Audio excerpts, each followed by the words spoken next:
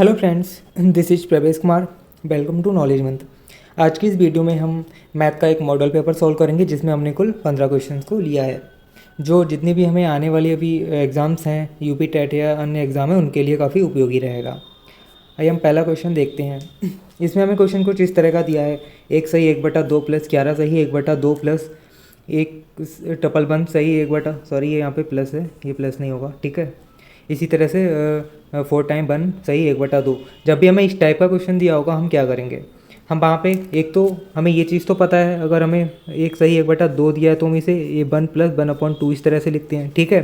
तो इस तरह से ये चारों में हम इस तरह से लिख सकते हैं 1 plus 1/2 plus 11 plus 1/2 plus 1 plus 1/2 plus 4 time 1 plus 1/2, ठीक है। तो हम इस तरह से लिख सकते हैं। अब ये जो 4 टाइम 1/2 है, इसको तो हम जोड़ देंगे तो ये कितना हो जाएगा, 2 हो जाएगा।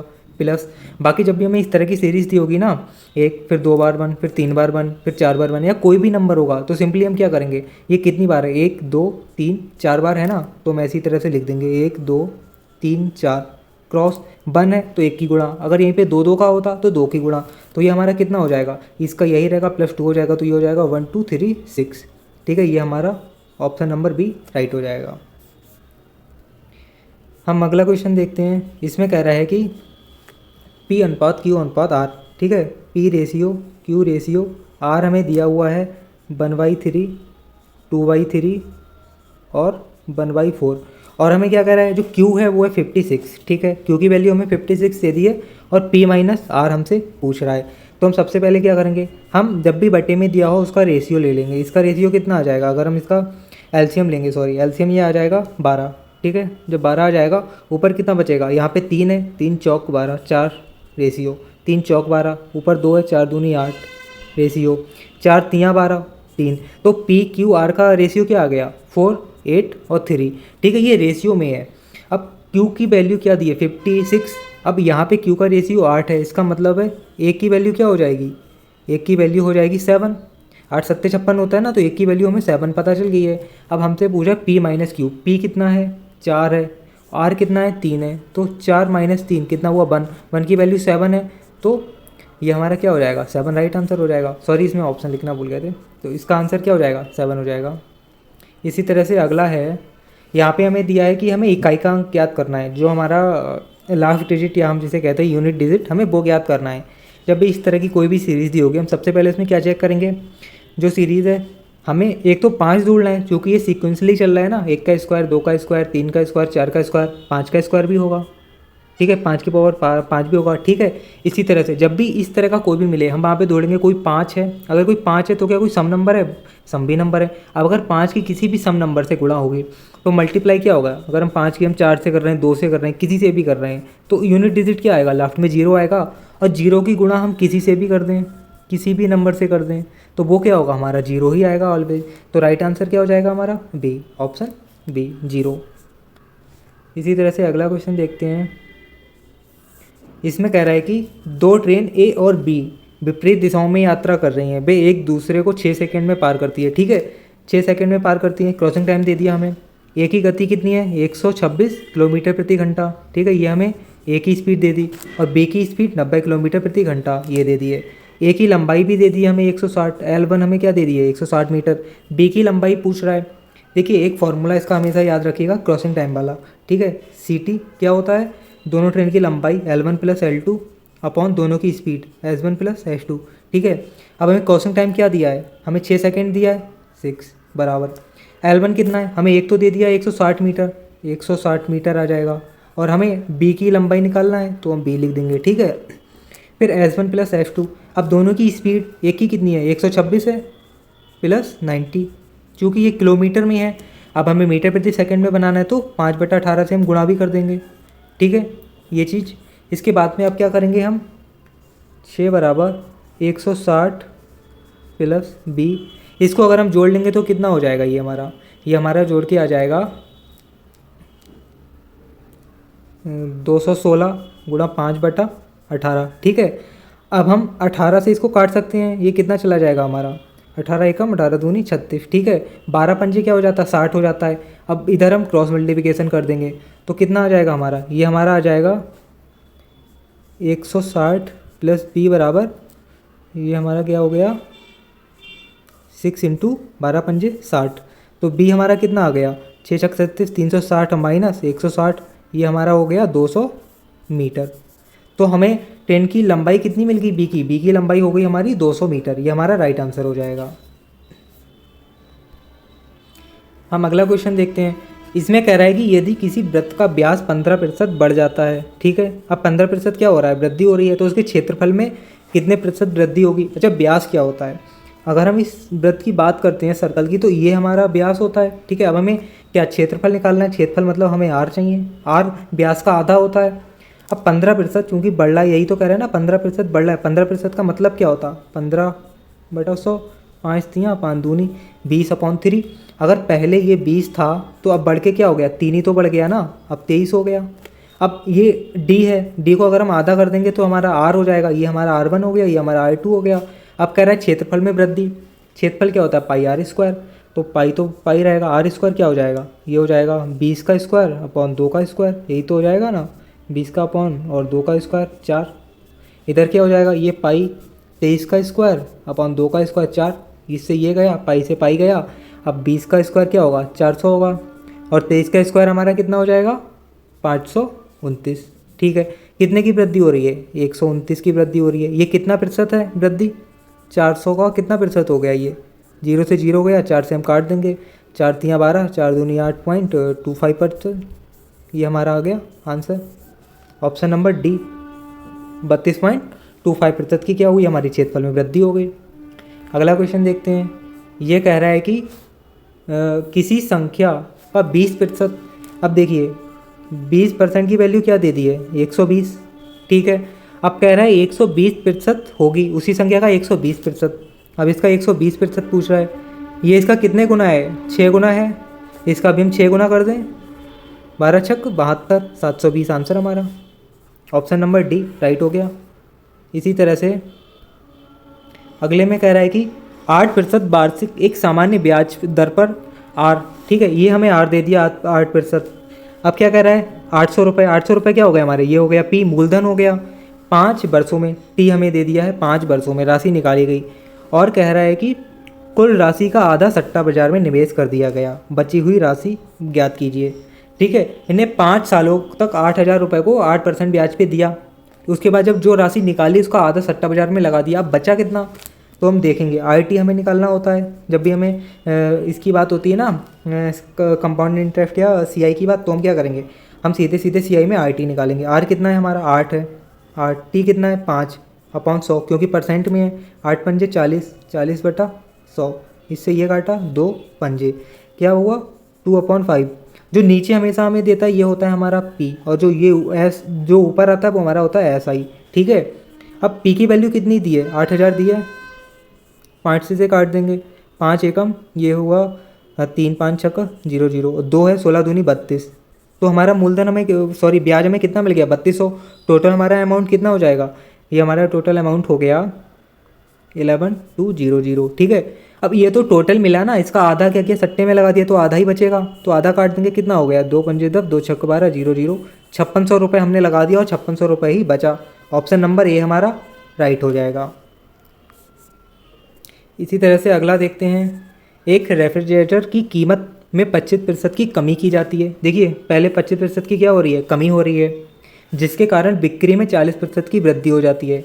दाम गिरा है तभी तो वृद्धि में उसमें बिक्री में वृद्धि हुई है ना, तो राजस्व में परिवर्तन कितना हुआ ये पूछ रहा है। अब 25% का मतलब क्या होता है 1/4, कमी हुई है ना, 1 की कमी हुई ना 4 में, हम पे पहले 4 था, अब 1 की कमी हो गई तो कितना रह गया 3 रह गया। अब 40% की वृद्धि हुई है, 40% की वृद्धि हुई है, 40% का मतलब क्या होता है 40/100, 2 दूनी 2 पंजे, ठीक है। अब पहले हम पे 5 था, अब 2 बढ़ के कितना हो गया 7 हो गया, यही तो हुआ ना। अब ये पहले क्या था हमारे पास 5 चौक 20 और 7 तियाँ 21, तो कितने की वृद्धि हो रही है 1 की वृद्धि हो रही है। अब ये कितना प्रतिशत है राजस्व में परिवर्तन, 1 20 का कितना प्रतिशत है 20 पंजे 5% हुआ ना। तो 1/20 का 5%, वो ऑप्शन नंबर सी हमारा सही हो जाएगा। इसी तरह से हम ये देखते हैं, इसमें हमें देखिए जब भी इस तरह के क्वेश्चन आएंगे ना, हमें मेन है हमें फॉर्मूले पता होने चाहिए। नहीं याद है तो आप याद कर लीजिए, क्योंकि इनको सॉल्व करने आप बैठेंगे बहुत टाइम बर्बाद करेंगे। आप देखिए एक चीज़ आप देख रहे होंगे 3.36 यहाँ भी है, यहाँ भी है, ये भी सेम है, ये भी सेम है, ठीक है। हम इसको ए मान लें, इसको बी मान लें, तो ये हमारा कौन सा फार्मूला बन जा रहा है? ये हमारा बन रहा है a - b का स्क्वायर प्लस a + b का स्क्वायर बन रहा है, और नीचे क्या है a² + b²। अगर आप इसको एक्सपेंड करेंगे तब कितना आएगा? तो हमारा आएगा 2 bracket a² + b² upon a² + b²। अब a² + b² से ये कट गया, क्या बचा? 2 बचा हमारा, 2 क्या होगा? राइट आंसर होगा। ठीक है, ये चीज़ आप लोग याद करिएगा, वरना निकाल लेंगे कोई ज़्यादा टाइम नहीं लगेगा। आप इसको एक्सपेंड करिए, a² + b² - 2ab, इधर भी प्लस 2ab आएगा, 2ab से 2ab कटेगा, बचेगा क्या? 2a² + 2b²। ठीक है, वही चीज़ है। अगला कह रहा है कि दो संख्याओं का लासा 512 है, हमें एलसीएम कितना दिया है? 512। उनका मासा HCF 8 है, ठीक है, और योग कितना दिया है? a + b दिया है हमें 16, ठीक है। तो उनका अंतर ज्ञात कीजिए। अगर देखिए हम a और b का कोई भी रेशियो होगा, उसमें से हम एलसीएम को अगर हम कॉमन लेंगे तो हमारा क्या बचेगा? अगर हम 8 को कॉमन ले लें तो हमारा यहाँ पे क्या बचेगा? अगर हम इसको 20 × 8 कर सकते हैं ना, ठीक है। ये हमारा 2 वैल्यू आ गई हैं। अब हम इसको भी अगर इसमें से कर दें, डिवाइड कर दें, तो ये हमारा होगा 64। अब हम 64 के ऐसे कौन से फैक्टर कर सकते हैं जिनका योग क्या हो? 20 हो। 64 के अगर हम करेंगे तो क्या होगा? हम 8 × 64 कर सकते हैं, लेकिन नहीं होगा, 16 होगा। और हम दूसरा क्या कर सकते हैं? 16 × 4 = 64, ठीक है। 16 × 4 = 64 हो रहा है, इसका योग भी क्या है? 20 है। अब हमसे वो अंतर पूछ रहा है, तो इनका अंतर क्या होगा? 12 होगा। 12 × 8 = 96। हमारा राइट आंसर क्या होगा? Option number C 96। इसी तरह से हम अगला देखते हैं। अब हमें दे दिया है कि P + Q + R 142 है, ठीक है। हमें 3 वैल्यू दे दी हैं, P + Q + R 142। कह रहा है जो R है वो Q - 6 है, ठीक है। P Q तीनों अभाज्य संख्याएं, ये तीनों क्या है? प्राइम नंबर हैं, और P सम संख्या है। अच्छा, एक ही ऐसा प्राइम नंबर है जो सम है, वो क्या है? 2 है। P की जगह हम 2 रख दें, ठीक है। अगला Q है।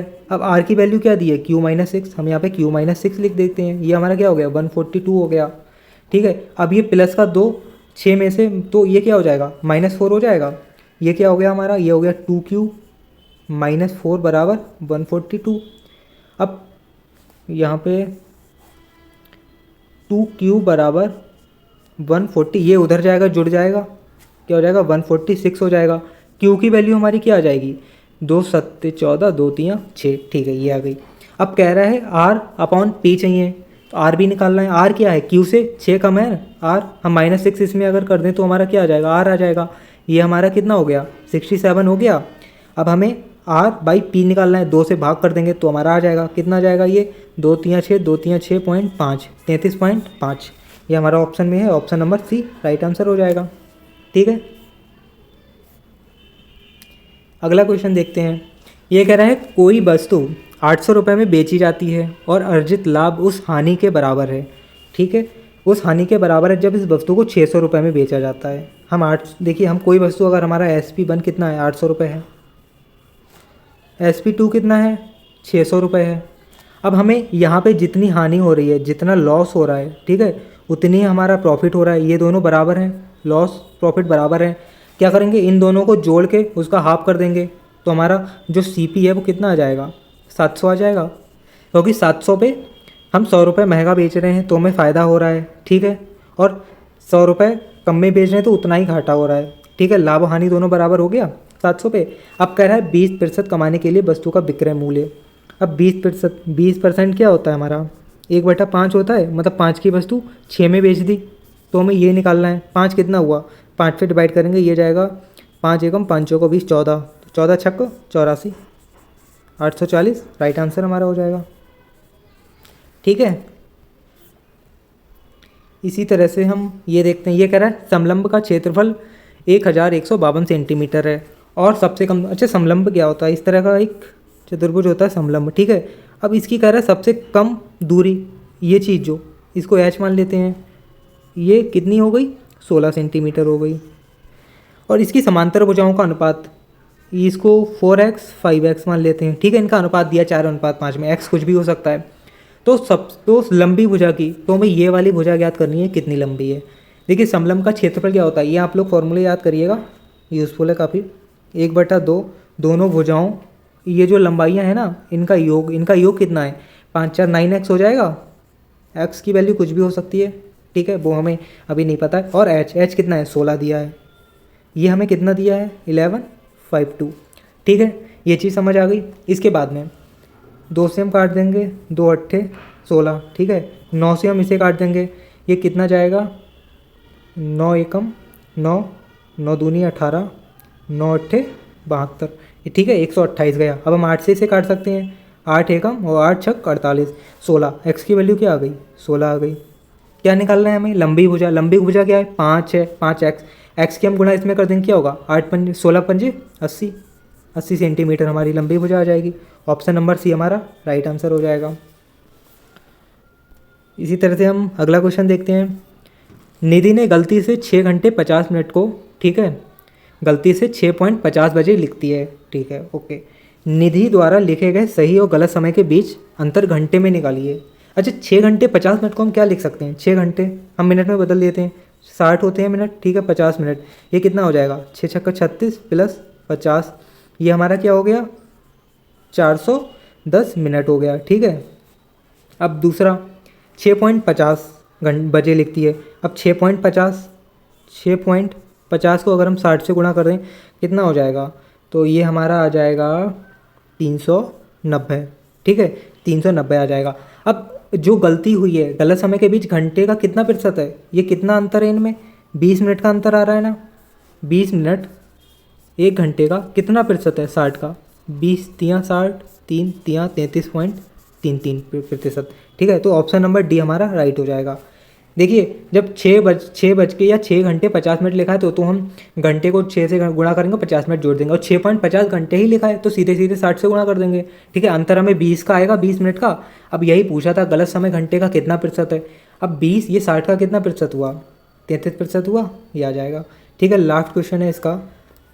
यदि किसी त्रिभुज का कोण 2:3:4 के अनुपात में है तो त्रिभुज के कोण डिग्री में ज्ञात कीजिए। अच्छा ये तो हमें पता है, कोई भी त्रिभुज होता है इसके तीनों कोणों का योग कितना होता है 180 होता है, ठीक है। हम इन सबको जोड़ देते हैं, 4 3 7 2 9, तो ये हमारा टोटल क्या हो गया 9x, इसकी वैल्यू क्या हो गई 180, तो x की वैल्यू क्या हो जाएगी हमें 20, जो x है x की वैल्यू क्या मिल गई हमें 20 डिग्री। अब क्या पूछा था त्रिभुज के कोण, 20 की गुणा इसमें करेंगे 2 में 40 हो जाएगा, ठीक है। पहला क्या हो गया 40 आ गया, दूसरा 20 तियाँ 60 आ गया, 20 चौक 80 आ गया। आंसर में है 40 60 80, ऑप्शन नंबर बी, ये आ गया 40 60 80, ये हमारा राइट आंसर होगा। अगर आपको ये सीरीज़ अच्छी लगी हो तो इसको लाइक करिएगा, अपने फ्रेंड्स के साथ शेयर करिएगा और हमारे चैनल को सब्सक्राइब करिएगा। Thank you.